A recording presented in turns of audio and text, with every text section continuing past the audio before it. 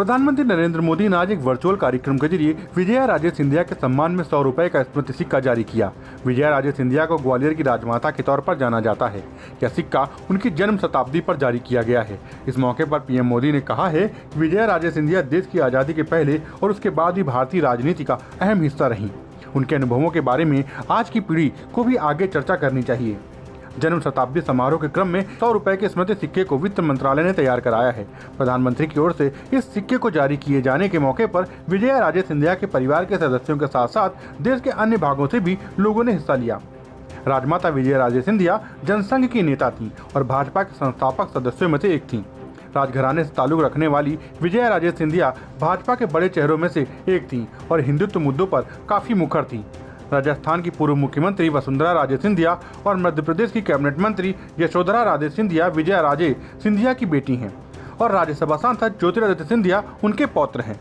साथियों, राजमाता उनके जीवन में अध्यात्म का अधिष्ठान था। आध्यात्मिकता के साथ उनका जुड़ाव था। साधना, उपासना, भक्ति उनके अंतर मन में रची बसी थी। लेकिन जब वो भगवान की उपासना करती थी तो उनके पूजा मंदिर में एक चित्र भारत माता का भी होता था।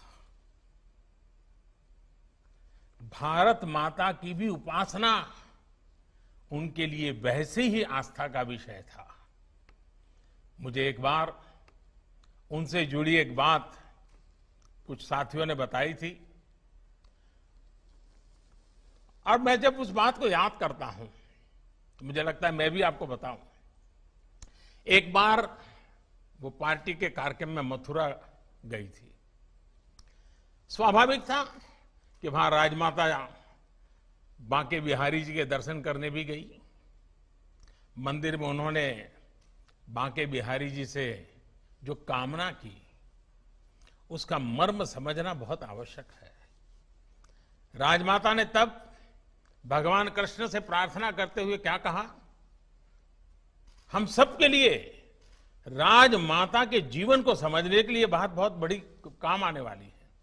वो भगवान कृष्ण के सामने खड़ी हैं, बड़े भक्ति भाव से खड़ी हैं, आध्यात्मिक चेतना जग चुकी हैं और वो भगवान कृष्ण के सामने क्या प्रार्थना करती? वो कहती है, हे कृष्ण, ऐसी बांसुरी बजाओ, ऐसी बांसुरी बजाओ कि पूरे भारत के सब नर नारी फिर से जागरूक हो जाएं।